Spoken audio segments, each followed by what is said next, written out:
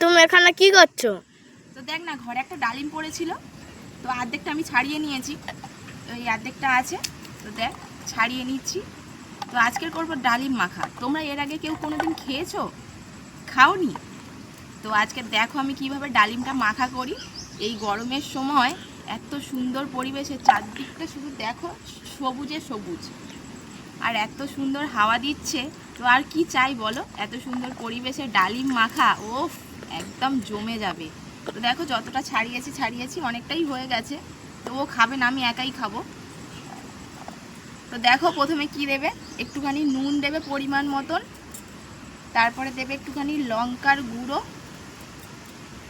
আর জিরে আর ধনে গুঁড়ো ড্রাই রোস্ট করা আছে, তো এরপর থেকে দিয়ে দিলাম। মশলার সেন্টটা তো সেই। তারপরে দিয়ে দেবে একটু সরিষার তেল।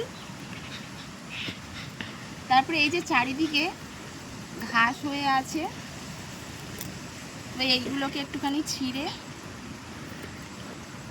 দিয়ে দেবে। তো তারপরে এই যে মাখিয়ে নিচ্ছি, একটু ভালো করে দেখা, মাখানোর পর কত সুন্দর এসছে কালারটা। তো এই যে মাখানো কমপ্লিট, এবার শুধু খাওয়ার পালা। তো আমি তো এর আগে খেয়েছি, তোমরা কিন্তু বাড়িতে একবার এরকম করে বানিয়ে খেয়ে দেখো, সেই টেস্ট, কোনো কথা হবে না, অসাধারণ, এক্সিলেন্ট। তুই খাবি? না।